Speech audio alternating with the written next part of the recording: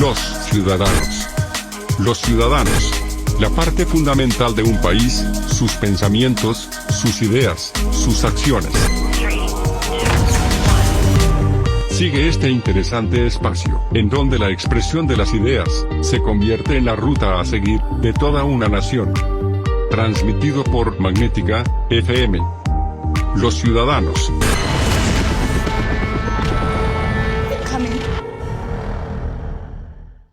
Hola, ¿qué tal? Muy buenas tardes. Sean bienvenidos a un programa más de Los Ciudadanos, un programa por iniciativa del doctor Fernando Maldonado López, director general de Magnética 107.1 FM y de Fundación Nikola Tesla AC. Yo le agradezco mucho que cada día nos acompañe de lunes a viernes en este espacio que, como siempre le decimos, está diseñado por y para usted. Un espacio que el doctor Maldonado abrió precisamente para que usted, desde cualquiera de las trincheras en donde usted se desempeña, pues tenga un espacio de opinión, un espacio en donde su voz cuente, en donde nos platique de los temas que más le interesan aquí de San Luis Potosí, de México y, por qué no, del mundo, porque Magnética llega a todas partes. Mi nombre es Raquel Pérez Mendoza y hoy tengo el gran gusto y, por qué no decirlo, el gran honor de platicar, gracias a estas plataformas digitales que nos han hecho la vida mucho más fácil, con un gran amigo, si así me lo permite, quien desde hace más de 10 años yo lo conocí en este mundo del medio de comunicación y que fue un maestro de vida. Le aprendí muchísimas cosas, quien también a distancia me enseñó muchas cosas. Y son de esas personas que se te quedan en la mente siempre, que también ocupan un gran lugar en tu corazón porque te enseñan, ¿no? Te enseñan a vivir de manera fácil y te facilitan muchas cosas. Estoy hablando de Rogelio Navarrete. Rogelio, ¿cómo estás? Muy buenas tardes. Raquel, me quedo mudo con tus palabras. Gracias por tus comentarios. Sabes que el aprecio es recíproco y un gusto saludarte y un gusto saludar a todos tus radioescuchas. La magia de las radios es increíble y también, bueno, estas nuevas plataformas que nos acercan y que hacen el mundo cada vez más global, más cercano y que esperemos que sigan siendo para bien. La comunicación siempre es importante, es parte medular para el desarrollo del ser humano. Así es, Rogelio. Y pues bueno, ahora tú, yo lo conocí en el estado de Zacatecas, él como director de Televisa Zacatecas, una empresa muy importante en este estado en la cuestión de la comunicación, y ahora pues está en la Ciudad de México también desempeñando un rol muy importante. Rogelio, antes de que sigamos hablando de estos temas que pues ya hemos discutido y hemos platicado en anteriores ocasiones, me gustaría mucho que le platicaras a la gente quién eres tú. Gracias, Raquel, de nueva cuenta. Bueno, zacatecano de corazón, amante de mi tierra. Previo al inicio de esta charla hablábamos de Zacatecas. Tiene similitudes con San Luis Potosí, la vocación cultural, la vocación minera. Uno cuando va a la Ciudad de México, paso obligado ya sea a Aguascalientes o San Luis Potosí. Recuerdos de la infancia, porque siempre cuando íbamos a la Ciudad de México, por ahí llegábamos. Ciudad colonial, la capital, así es Zacatecas. Y bueno, creo que seguimos siendo, en el buen sentido de la palabra, conservadores. Algunas personas, como dice Norberto Bobbio, la izquierda y la derecha, uno cuando piensa en la izquierda piensa que son personas radicales, o cuando pensamos en la derecha son muy, muy conservadores. No, creo que la palabra conservadores son quizás de raíces, a lo mejor tradicionales o tradicionalistas. Así me considero. Nací en Sombrerete, me dedico a la comunicación desde hace más de 30 años. Inicié en la radio, coincidentemente. La radio creo que fue parte importante en mi formación como comunicador. Estudié en la licenciatura en la Carlos Septién, una de las escuelas más importantes de pública. Sí, con unos maestros a mí que me tocaron, que esta es una experiencia que a lo mejor nos llevaría todo el programa, pero en aquel momento eran el jefe editor de periódicos como Reforma, también otros maestros que trabajaban en Proceso, en el Universal. Entonces imagínate, la formación para mí fue muy importante. Me entro a la televisión por azares del destino, vinculado con el tema de la radio, por invitación de unos amigos. Te recordarás, a Luis Márquez, que era un extraordinario camarógrafo, pero un extraordinario también. El camarógrafo tiene que ser también parte reportero. Entonces él me enseñó a ser muy crítico, muy claro, hábil. claro.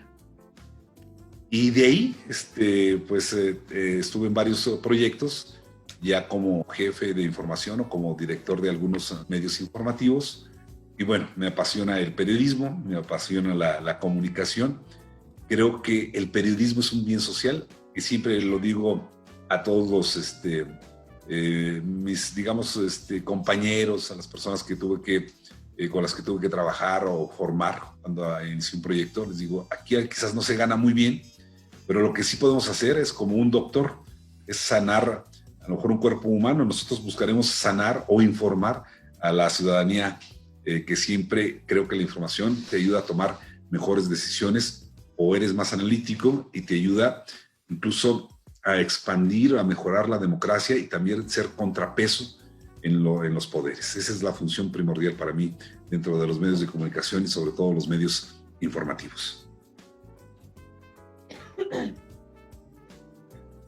Y ahora, Rogelio, estás en la Ciudad de México. ¿Qué andas haciendo por allá? Pues fíjate que coincidentemente, lo platico, a lo mejor nos sucede a muchas personas que estamos en el tema de la comunicación, y voy a ser muy franco. A mí nunca me interesó estar en la política, y hoy estoy en la política. Quizás yo decía, no voy a estar en la televisión, y estuve en la televisión. Cuando termina mi etapa en Televisa Zacatecas, donde estuve por cerca de 10 años, después dije, ¿qué voy a hacer? Me invitaba mucho a trabajar en el área de comunicación social, quien hoy es senadora, Giovanna Bañuelos de la Torre, en la dirigencia del Partido del Trabajo. Yo no quería ingresar ahí, pero sin embargo, sabes que las mujeres siempre son más sabias que uno. Me dice mi esposa, oye, trabajo es trabajo, Rogelio, o sea, no seas tan orgulloso. Entonces fue como decidí entrar al lado opuesto de la información, porque estar en un área de comunicación social es que te busquen para que seas noticia. Cuando tú estás en un medio informativo, tú vas por la noticia. Y cuando estás en un área de comunicación social, es exactamente lo opuesto. Entonces fue un reto. Yo aprendí mucho de Giovanna Bañuelos, les digo, hoy senadora de la República, una mujer que me dio siempre apertura y una libertad para tener mi plan de trabajo, mi propio proyecto.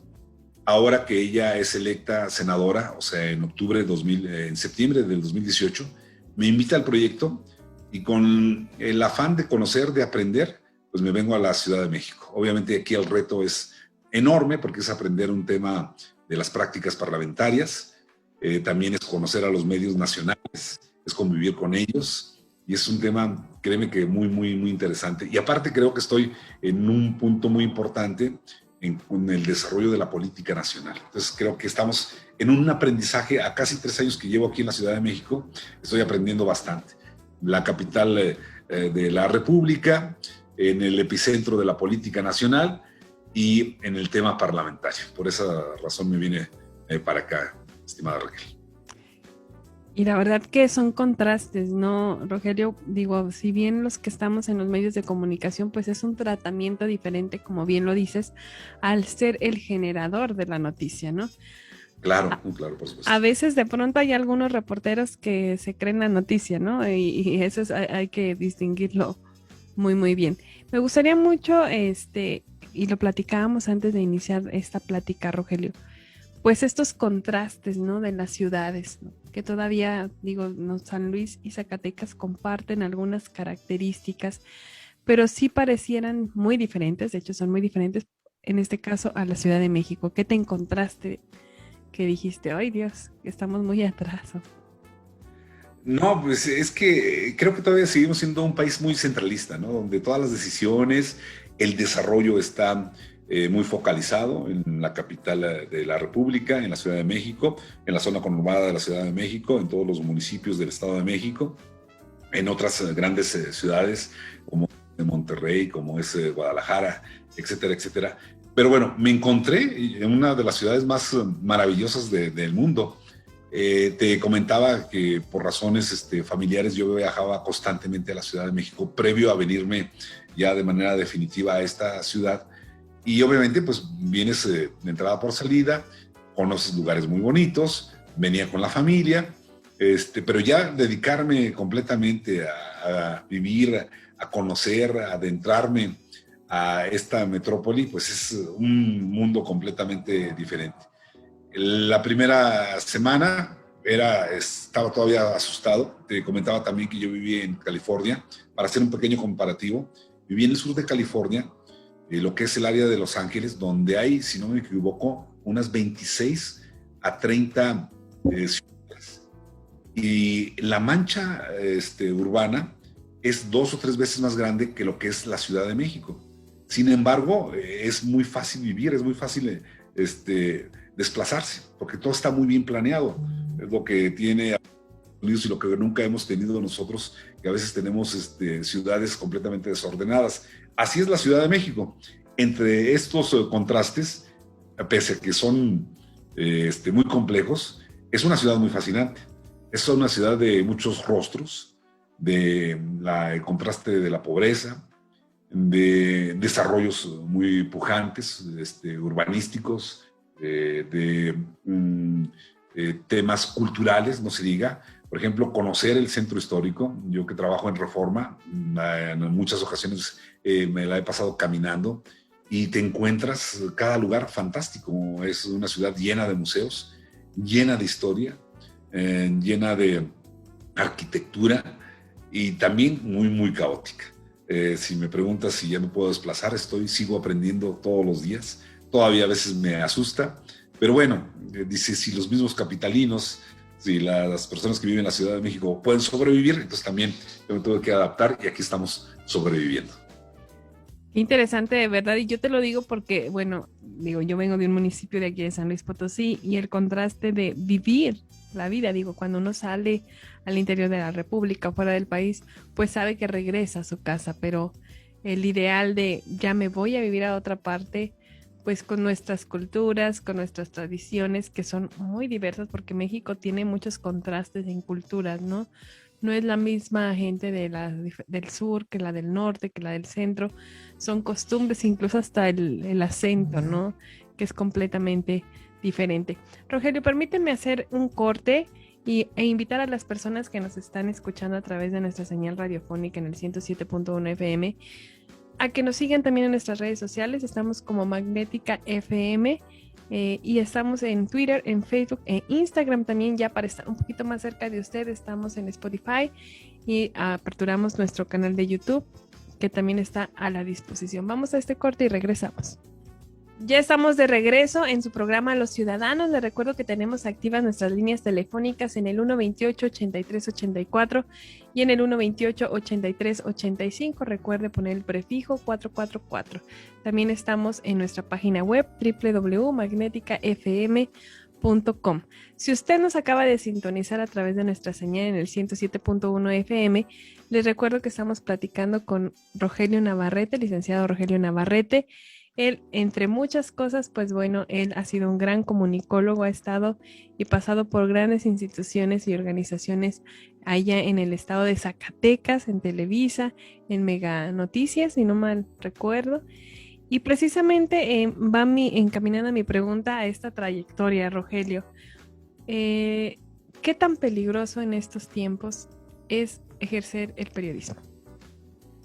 Es una pregunta muy interesante. Somos de los primeros países de mayor riesgo para el ejercicio de periodismo y bueno, dentro de nuestros derechos consagrados está precisamente la libertad de expresión. Mientras siga siendo un riesgo el ejercicio del periodismo, será un atentado directo a la libertad de expresión. A mí me tocó vivirlo. Quizás a ti en su momento también lo has podido vivir, Raquel. Hoy en día no es nada sencillo, ¿no? Ir tras la noticia sobre temas complejos, pero temas importantes en los cuales hay que informar a la ciudadanía, pues requiere capacitación, requiere vocación, requiere entrega y también saber uno conducirse con mesura, que no nos gane la pasión.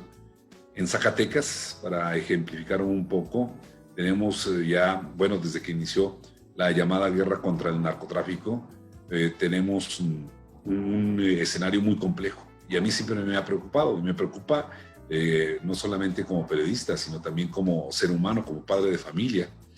Recordarás que se fugaron más de 50 reos del penal de más alta seguridad de Zacatecas con el sexenio, casi a los últimos días del sexenio de Amalia García Medina, y salen como por la puerta de su casa. Pues ese día yo no me había percatado completamente de lo que había ocurrido hasta ya en la mañana. Había un operativo impresionante. Entonces, digo, mis hijos estaban pequeños, dije, no, esto pone en riesgo a mi familia. Uno no sabe si va cruzando por la calle y de repente puede suscitarse una balacera. Sin embargo, siempre informé, no con el afán de presentar una nota amarillista, sino con el afán de llamarle la atención a las autoridades y decirles no están haciendo bien las cosas. Pero sabía que era poner en riesgo mi integridad física, y no solamente la mía. Bueno, como quiera uno puede decir, pues uno está grande y ya uno sabe lo que hace, pero también la de mi familia. Te diré que hace unos días detienen a un sujeto que le llaman el colombiano. Él era policía estatal de Zacatecas, un hombre con una capacitación en temas militares, y efectivamente era colombiano. Pues un hombre parecía un mercenario por su formación, y yo tuve la oportunidad de platicar varias veces con él. Entonces él me tenía muy bien identificado. Hoy está en la cárcel por secuestro y por otros delitos, pero al convivir, al tener esa cercanía, pues sabes que es muy, muy peligroso. Tuve acercamiento con altos mandos policíacos y militares. Después supe, por azares del destino, que también tenían vínculos con el crimen organizado. En fin, para concluir y para responder tu pregunta, creo que hoy yo valoro mucho a aquellos comunicadores, incluso que han dado su vida, por informar, por buscar cambiar nuestro país, que ese debe ser nuestro objetivo. Yo veo una situación muy compleja, muy triste y demasiado alarmante. Y creo que nos estamos normalizando en la violencia. Hoy vemos de una manera muy sencilla cómo 2 policías de San Luis Potosí en activo fueron colgados en Zacatecas capital. Hoy vemos cómo de manera sencilla en la esquina de nuestra casa dejaron restos humanos en una hielera. Es algo dantesco, ¿no? Es algo que va más allá incluso de nuestra propia imaginación, que va más allá incluso de lo que debemos ser nosotros. O sea, ya no somos seres humanos, sino yo creo que nos hemos denigrado como especie en este mundo. Recuerdo cuando leí, hace mucho tiempo, el libro de Noticias de un secuestro de Gabriel García Márquez. No sé si has tenido la oportunidad de leerlo. Yo estaba asustado y decía, ¿cómo Pablo Escobar quiere volar Medellín? O sea, y generó un terror. No, pues lo que pasó en Colombia, aunque Colombia todavía sigue teniendo bastantes escenas de terror y de terrorismo y de violencia, pues yo creo que México está rebasando la imaginación en cuanto a todo lo que estamos viviendo sobre la violencia. Y hagamos un recuento, ¿no? Está, por ejemplo, los 43 normalistas de Ayotzinapa. Si no conocemos exactamente, yo le digo al público, si no conocemos exactamente cómo fue la noche de Iguala, cómo los desaparecieron, tenemos que adentrarnos para que nosotros en nuestra familia, en nuestro entorno, generemos más conciencia social para revertir que la situación que vivimos ahorita, estamos en una sociedad completamente enferma. Y si partimos de eso, hay que sanarla. Esa es mi hipótesis. Y coincido muchísimo. Y como aportación, si me lo permites, Rogelio, creo que estamos normalizando, ¿no? Normalizando, sí, claro, la violencia. Yo de pronto veo, había un niño, te comento, en el fin de semana que salimos de aquí de San Luis a un asunto familiar, y de pronto mi niño, pues como bien lo saben, es autista, y entonces de pronto se porta pues mal, la verdad, para el común se porta mal. Y entonces escucho a un niño que dice, pégale. Y entonces yo volteo y digo, ¿cómo normalizamos desde chiquitos? Porque esto es una cosa que traemos también en el núcleo familiar, ¿no? Que a lo mejor los grandes cambios que queremos tienen que venir de la familia. Y yo volteé y dije, no, yo no le pego. Pero me sorprendió mucho porque él estaba realmente muy estresado porque se estaba portando muy mal. Y su única reacción es combatir un problema con violencia. Claro, claro. No, y estamos reproduciendo mucho la violencia, por eso yo creo que se ha incrementado mucho el número de feminicidios. De enero a mayo, estaba viendo las estadísticas, se han incrementado más de un 7% los feminicidios en relación al mismo periodo del año anterior. O sea, hoy como que pensamos que la violencia nos va a generar un grado de impunidad y va a sacar lo peor de nosotros. Y lo que tú acabas de comentar, Raquel, es muy cierto. Y es tan terrible, y te lo digo porque me hiciste recordar que Zacatecas tiene un caso, no sé si lo recuerdes, de un niño sicario. Uh-huh. Que tenía antes de llegar a los 17, 18 años, ya había matado a más de 10 personas. O sea, dices, ¿cómo es posible? Lo que hoy está saliendo a la luz pública, el caso de Allende, es una historia del horror. Una comunidad cercana a la frontera con Texas, llegaron los Zetas y mataron a más y desaparecieron a más, mataron y desaparecieron a más de 300 personas. O sea, es algo que incluso lo supieron las autoridades y nunca hicieron absolutamente nada. Entonces estamos en una situación de una descomposición social terriblemente grave. Y la importancia también, de esta misma descomposición tiene que ver también con el actuar de nuestras autoridades, Rogelio, y el dejar de lado temas importantes como la educación, en quitarle presupuesto a la educación, en quitarle presupuesto a la ciencia. Y de pronto, pues a mí de verdad me impresiona mucho, y lo hablábamos con algunos científicos, de decir, pues, ¿cómo es posible que a los estudiantes de medicina, como un ejemplo, pues reciban apoyo para hacer sus prácticas o su estadía? Se me fue el nombre ahorita de cómo se le llama. Uh-huh. Reciban menos apoyo que una persona de los famosos ninis, que ni estudian ni trabajan, que reciban menos apoyo económico que ellos. Es que vivimos en una sociedad de disparidades y siempre ha sido así México. Yo creo que por eso se caracteriza. Yo recomiendo mucho al radioescucha leer El laberinto de la soledad de Octavio Paz, o también Los hijos de Sánchez. Es un libro fantástico. Pues saber nuestros orígenes, ¿no? Nuestros orígenes, donde hay siempre el que busca abusar, el que a través del poder se hace rico, o las personas que gracias a la corrupción logran sobresalir, mientras la gran mayoría de los mexicanos vivimos en la pobreza. Hay una estadística reciente, creo que de Coneval, si no me equivoco, 40% de la población mexicana es clase media. Hoy con las declaraciones del presidente de la República sobre la... Dices, si somos el 40%, entonces la gran mayoría, porque son unos pocos los que son ricos, la gran mayoría seguimos siendo pobres o estamos viviendo en la pobreza extrema. Entonces eso es lo que hace que nuestro México pues tenga precisamente la violencia, se entienda, porque el crimen organizado o lo que se genera detrás del crimen organizado es muy lucrativo. El tráfico de estupefacientes y lo que se deriva, lo que son también, por ejemplo, no solamente compra y venta de estupefacientes, sino el tráfico de armas, la extorsión, el secuestro. Entonces es una situación, un fenómeno social muy, muy complejo, ¿no? Ojalá esta situación pues se revierta, ¿no? Y sí creo que lo que México debe tener una cultura donde debamos ya pensar en un nuevo renacer. Me voy a ver muy utópico, ¿no? No quiero parecer como los populistas o mesiánicos, pero tú acabas de decir algo muy, muy importante.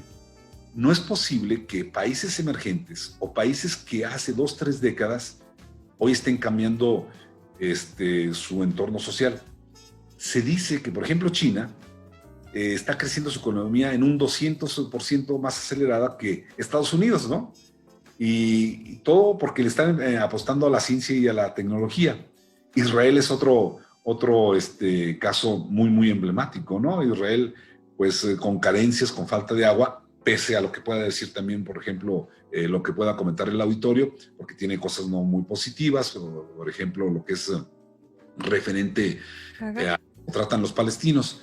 Pero la India también es otro ejemplo, ¿no? En su momento también Brasil fue un país emergente y el secreto fue lo que tú acabas de apuntar, ciencia y tecnología. Y aquí se disminuye el Producto Interno Bruto que se destina para ciencia y tecnología, no alcanza ni el 1%, mientras que en otros países es hasta el 2 o 3% o mucho más. Y ese es el secreto de poder generar un mayor bienestar social. No creo que exista otro, sino simple y sencillamente la voluntad de hacer las cosas diferente. Y eso es una de las grandes lecciones, Rogelio, que nos dejó la pandemia, ¿no? De cómo, de pronto yo digo, es que, ¿cómo no nos damos cuenta de la importancia de la ciencia y la tecnología? Ahorita, por ejemplo, en el desarrollo de las vacunas, que no se inventaron en un minuto, vienen años de trabajos, años de investigaciones de científicos, y eso es lo que nos debería de importar. Vamos rápido a este corte y regresamos aquí a Los Ciudadanos. Ya estamos de regreso en ese tercer bloque de Los Ciudadanos. Gracias de verdad por acompañarnos. Les recuerdo que este es un espacio que está diseñado para que usted opine, un espacio para que usted nos platique, para que usted se integre a esta conversación. Y obviamente, pues si usted quiere venir aquí a las instalaciones de Magnética FM y ser parte de este programa, le recordamos que tenemos todas las medidas de sanidad y obviamente de seguridad para que usted esté bien protegido y que podamos tener esta plática amena. Estamos con el licenciado Rogelio Navarrete, conectados a través de estas plataformas digitales hasta la Ciudad de México, en donde él ahorita está pues en apoyo a una senadora. ¿Cuál es el nombre de la senadora, Rogelio? Se me fue. Giovanna Bañuelos. Giovanna Bañuelos, por parte de Zacatecas. Exacto. De Zacatecas. No me acuerdo, a ver si me corriges, a ver si digo bien este dicho. Yo tengo raíces zacatecanas, entonces tengo derecho de equivocarme, ¿eh? Es claro. Rostro de cantera, corazón de plata, ¿verdad? Exacto. Fue un eslogan tema turístico que se quedó ahí en el imaginario colectivo. Sí, ¿no? Yo les digo, yo tengo mis raíces muy bien arraigadas allá, claro, en ese hermoso estado, porque mi mamá es nativa de ese hermoso Zacatecas. Hablábamos, Rogelio, antes de ir al corte, pues de la importancia de la ciencia y la tecnología, y yo hacía la referencia precisamente en la cuestión de la pandemia. ¿Cómo desde tus trincheras diferentes, digo, una vez periodista, siempre periodista, y ahora en esta parte de las políticas públicas, cómo has visto tú el manejo de la pandemia? Bueno, es un tema muy amplio y es un tema bastante complejo, no soy especialista. Obviamente sigo los medios informativos de manera cotidiana, todos los días. Es parte ya de mi obligación. Lo que entiendo y lo que veo y que concluimos es que no hubo un manejo desde un inicio de forma correcta. Lo dijeron los especialistas. Lo que sucede es que este gobierno creo que le ha faltado sensibilidad y debe de atender y escuchar las críticas. Ese debe ser el secreto de todo gobierno. Siempre creo que nos gana un poco la arrogancia. Recuerdo que cuando llega al poder Vicente Fox, en los mexicanos pensamos que venía un cambio radical. No sucedió. La llegada de la llamada Cuarta Transformación también todavía sigue siendo una esperanza para muchos mexicanos, sobre todo para ciertos sectores. Y yo deseo que así sea, porque es lo mejor para todos. Sin embargo, dentro de esta crítica es que no ha sabido entender y escuchar desde el presidente de la República, así como varios funcionarios, qué es lo que nos dicen los especialistas, qué es lo que dice la crítica. A veces puede ser la más radical o la más opuesta para nosotros enmendar. Llegamos tarde y había señales de cómo primero contener desde el inicio de la pandemia, y persiguieron, por ejemplo, los vuelos internacionales. No nos recluimos en casa de manera temprana.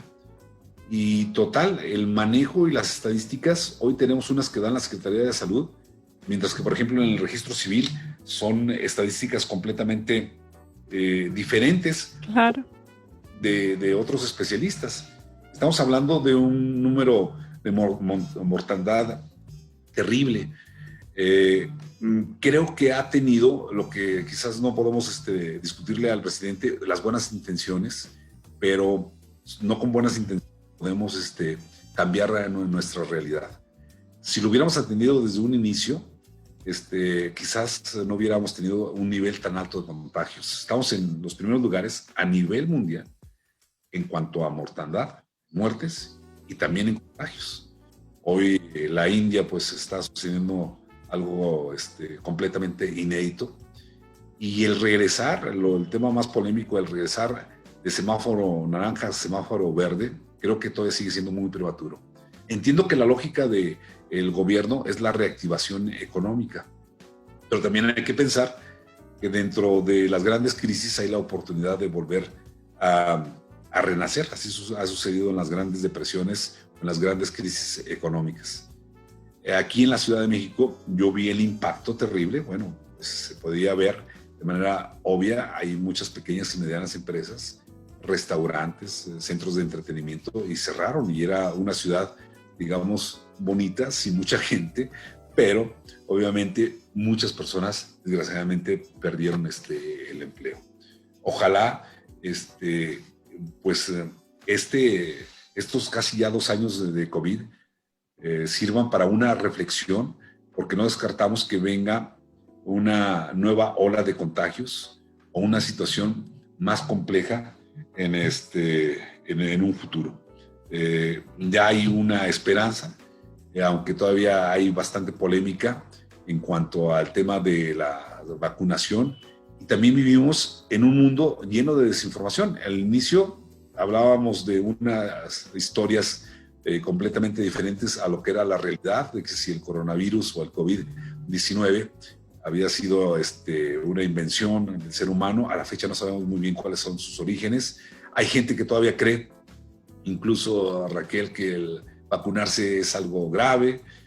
O sea, hoy desgraciadamente el ser humano no decodificamos la información, y en las redes todo lo que consumimos pensamos que es cierto y es correcto. Siempre creo que lo más prudente es buscar siempre fuentes fidedignas, incluso para tomar esas determinaciones de cómo cuidarnos, porque mucha gente nunca creyó en el uso del cubrebocas, y eso fue determinante para salvar la vida, ¿no?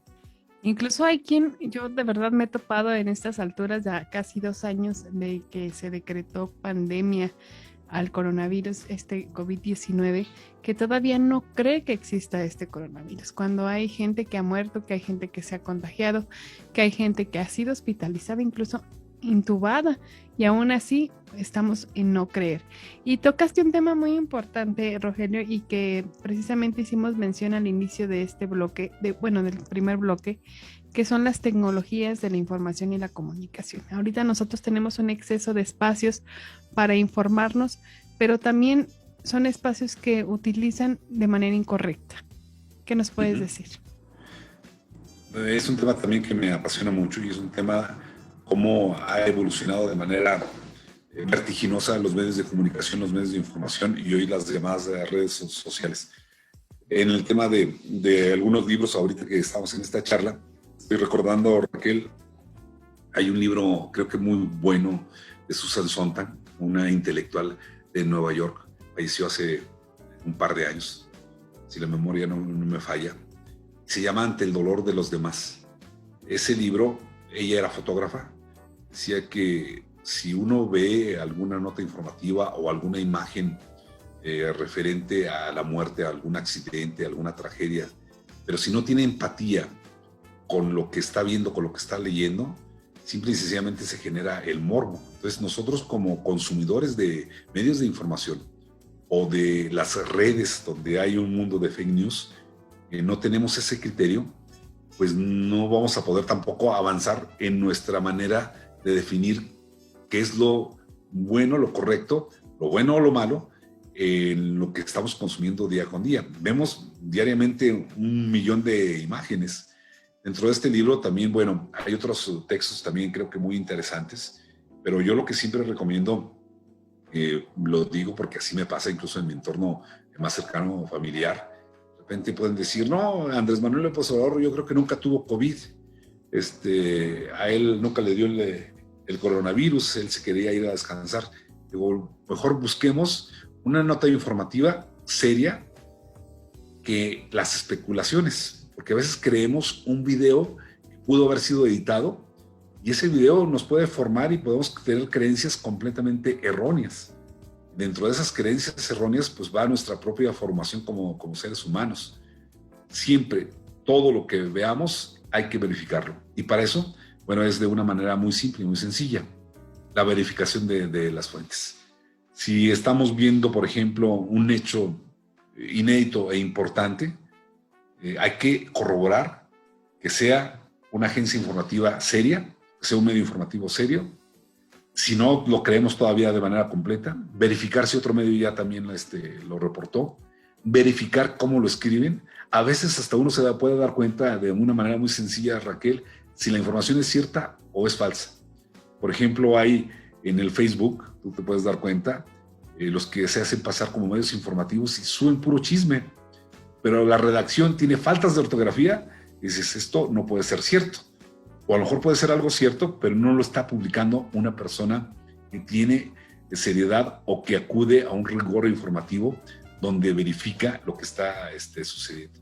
Yo creo que la gran mayoría de las cosas que consumimos o que vemos o que leemos o que visualizamos diariamente, hay que ponerlas en tela de juicio. Posteriormente, ya cuando uno hace ese recorrido o ese panorama o esa visión, pues puede determinar si es cierto o no.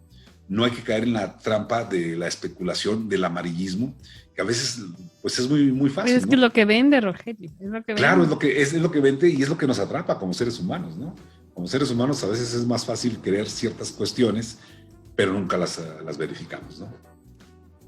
Dentro de los temas que me interesa mucho platicar contigo, y digo, ya hablamos de la ciencia, la tecnología, un poquito de la seguridad, que es otra parte que también yo creo que tú tienes en tus raíces, porque si nosotros hablamos de Zacatecas, nosotros hablamos de cultura.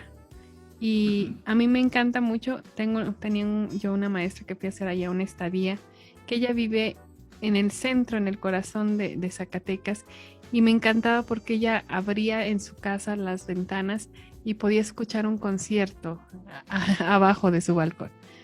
La importancia de la cultura precisamente, Rogelio, para reconstruir este tejido social. En Zacatecas, si también la memoria no me falla, fue el gobernador Genaro Borrego Estrada cuando inició en Semana Santa un festival cultural, que en su momento pues generaron las críticas, sobre todo para aquellas personas que sí son muy conservadoras, porque era una semana de oración y era una semana muy, muy religiosa. Y bueno, llegaron los conciertos, sobre todo música clásica, recitales, presentación de libros, y funcionó muy bien, porque la ciudadanía pues nos gusta ese tipo de eventos. Tratamos de hacer algo que se hace en Guanajuato, el Festival Cervantino. Y llegó un momento en que tuvimos las mejores expresiones culturales a la par de otras grandes ciudades, incluyendo, por supuesto, Guanajuato. Desgraciadamente, pues cada gobernante tiene su visión y su manera de ser y su manera de pensar, ¿no? A algunos no les gusta mucho la cultura, la subestiman, pero hoy sabemos que precisamente si tenemos una mejor formación humanística, pues obviamente nos va a ayudar a ser mejores personas. Y para eso se requieren pues todas las expresiones del arte y la cultura. Y no hay que verlo como un tema elitista, sino como un tema de nuestra propia formación personal. Como lo decía hace un momento, una formación completamente humanística. Entonces, es un tema que a mí me atrapa, ¿no? A mí me encanta. Me encanta porque creo que nos ayuda a ser más sensibles. Eso es la cultura.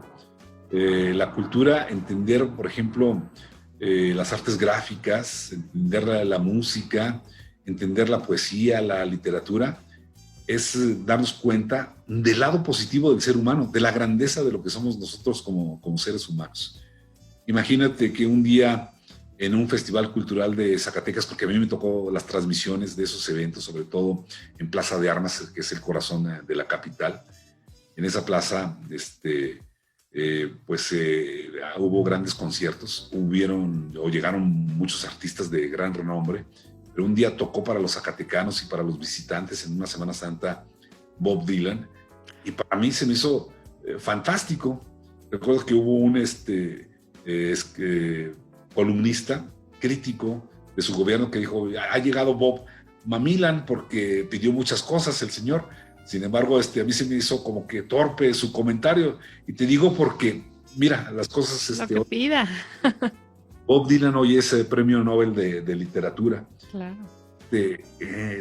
Tener la cercanía de esas expresiones culturales, y no se requiere tampoco de artistas de renombre, sino en propios Zacatecas hay los mejores talleres de danza. Hay una orquesta, espero que todavía esté funcionando, que todavía esté siendo patrocinada por el gobierno del estado, Orquesta Filarmónica de Zacatecas. Hay una banda internacional del estado de Zacatecas, hay sopranos, hay artistas de renombre, hay pues referentes culturales como Manuel Felgueres, como está también el propio Ramón López Velarde. Entonces Zacatecas es una ciudad, o es no un estado, mejor dicho, es un estado que es un gran referente de cultura, de arte, de imaginación y de expresiones artísticas sin igual. Y yo me siento afortunado, así es también similar otras grandes urbes coloniales, como es San Luis Potosí, como es Guanajuato y como son otras más, ¿no? Así que, concluyendo con tu pregunta, sí, la cultura nos ayuda a ser mejores personas. Y si los gobernantes le apostaran o invirtieran más en la cultura, créeme que seríamos un país completamente diferente. Así es, Rogelio. Vamos a nuestro último corte y seguimos platicando de esto, porque de verdad sí, yo considero que la cultura, la ciencia y la educación tienen que ser las armas para combatir estas desigualdades. Vamos a este corte y regresamos. Ya estamos de regreso aquí en este último bloque de Los Ciudadanos. Les recuerdo que estamos en Facebook, Twitter, Instagram, YouTube, Spotify y ahora también en TikTok. Magnética FM tiene el interés de estar cada vez más cerca de usted, de que tenga la confianza de comunicarse con nosotros, de hacernos un comentario o si quiere también de conocer nuestras instalaciones y venir a platicar con nosotros, estaríamos de verdad muy, muy honrados. Estamos platicando con el licenciado Rogelio Navarrete gracias a estas tecnologías de la información y la comunicación y nos conectamos hasta la Ciudad de México con él. Rogelio, al final del último bloque hablábamos de la cultura, hablábamos también dentro de esta plática, pues de la seguridad, cómo la vemos nosotros, cómo la percibimos de algunos actos pues recientes. Y algo también que me interesa mucho y sobre todo desde tu área del expertise es, acabamos de terminar unas elecciones aquí pues en San Luis Potosí, renovamos presidentes municipales y nuestro gobernador, pero que también es algo que pasó en diferentes partes de la República Mexicana. ¿Cómo viste tú este proceso electoral? Como todos, sorprendente, complejo, pero que nos ayuda a redefinir lo que es la democracia en México. México todavía le faltan mejores niveles de democracia, pero creo que ahí vamos, ¿no? Independientemente del resultado, independientemente de que a veces somos una sociedad completamente polarizada, hoy entiendo que la ciudadanía es la que se logra expresar, aunque hay varios signos muy, muy preocupantes. Y estas elecciones, las más grandes de la historia, así como lo dijeron en múltiples ocasiones las autoridades, fueron las más violentas de la historia. Me regreso un poco, Raquel. Sí creo que la ciudadanía definió en gran parte del territorio nacional quiénes van a ser sus gobernantes. Y por eso vimos un voto plural. Y qué bueno que la ciudadanía hoy vota por la izquierda, por la derecha o por cualquier partido. Lo grave, y lo que sí estoy viendo, es que son y posiblemente seguirán, si no ponemos un alto en este momento, de unas elecciones llenas o marcadas por la violencia, donde influye, aunque ha dicho la secretaria de Gobernación que no influyó el crimen organizado, yo creo todo lo contrario. Pusieron y quitaron a base de plomo algunos candidatos. Nunca en la historia habíamos visto lo que ocurrió, asesinatos a varios en el momento de estar ofreciendo algún meeting como una candidata de Movimiento Ciudadano. Las escenas son brutales, como se ve al momento en que varios impactos de arma de fuego la abaten. Y bueno, es un tema muy, muy, muy, muy delicado. Lo que sí tenemos que hacer es que no se normalice precisamente esta violencia. Es un tema que tienen que resolver a la brevedad las autoridades. El reto más grande es que, desgraciadamente, donde se esconde el crimen organizado o los grupos de la delincuencia son en los municipios donde opera precisamente el crimen organizado, pero que a veces están muy alejados y a veces no tienen ni siquiera la capacidad las autoridades para poderlos combatir. O sea, hoy el crimen organizado está camuflajeado en lugares apartados, en regiones que son a veces serranías, en zonas de marginación, y ahí es donde imponen a sus propios candidatos para ellos poder hacer y deshacer. Y eso puede avanzar lo que muchos mencionan como el propio narcoestado. Entonces es un tema peligroso. En el otro escenario también, dentro de estas elecciones, veo también un gran avance, la participación de las mujeres. Hoy ya tenemos un 50% y un 50%, tanto en el ámbito de los gobiernos municipales, de los congresos, del Congreso de la Unión y también en las gubernaturas. Ha llegado la oportunidad de las mujeres. Sin embargo, hoy, de acuerdo a datos duros, la mujer todavía sigue siendo marginada. Quien quiere o quien busca estar en un puesto de elección popular en el sector femenino, todavía existen muchos estigmas y lamentablemente persiste la violencia de género, con violencia política de género hacia las mujeres. Ojalá esto también lo podamos erradicar. El tema precisamente de las mujeres en México es un tema que está hoy en la agenda nacional y debemos de atenderlo. Yo decía hace un momento el tema, la cuestión de los feminicidios. El feminicidio es el síntoma de cómo estamos tratando a las mujeres hoy en día. Y si no le damos la inclusión, la participación, o si no cambiamos nuestra mentalidad machista, que es un tema cultural, seguiremos asesinando, golpeando, marginando, vulnerando, vejando, por supuesto, a las mujeres. Y sí, es un tema que hay que atenderlo a la brevedad. Creo que tanto los grupos minoritarios, como el de las mujeres, como los grupos de indígenas, como los lésbico, gays o las comunidades transexuales, pues tienen que avanzar en un plano de igualdad. Y México es lo que requiere. Una verdadera democracia no solamente se tiene que dar en las urnas, sino se tiene que dar en la vida cotidiana y en la vida pública, donde los derechos sean exclusivamente para todos, no para ciertos grupos o para personas privilegiadas. Y efectivamente es así, Rogelio. Vimos muchas desigualdades entre las cosas a puntualizar. Precisamente está eso, ¿no? Estas elecciones nos dejaron muchas lecciones en la cuestión de seguridad, en la cuestión de equidad, pero también a nivel nacional, digo, a mí me sorprendió mucho porque se sigue repitiendo este fenómeno de poner como candidatos a figuras públicas que jalen gente. ¿Por qué seguir esta fórmula, Rogelio? Y que nosotros lo peor es que seguimos, o gran parte de la población vota por esas estrategias. Lo vemos con Cuauhtémoc Blanco. Sí, bueno, lo que acabas de comentar es otro de los fenómenos que vimos, ¿no? Hoy las campañas se hacen a través de las redes y se hacen a través de figuras. Los partidos políticos lo único que quieren son votos, y los votos se consiguen a través de figuras polémicas, a veces muy cuestionadas, como quien fuera el candidato o quien buscó ser candidato a la gubernatura de Guerrero, que tenía una construcción de una base social muy importante, pero ya señalado por varias personas de abuso sexual. Pero también, bueno, el tema del marketing político, los partidos políticos lo saben muy bien, Raquel. Ellos quieren poner figuras que les den votos, no figuras que en realidad busquen cambiar el país, no figuras que a lo mejor tengan la formación o la capacitación. A veces podemos ver una persona que en su manera de vestir, de expresarse, puede ser muy capacitada, puede ser el gobernante idóneo, pero dice, no, yo prefiero mejor un rostro bonito. El más claro ejemplo lo vemos en Enrique Peña Nieto.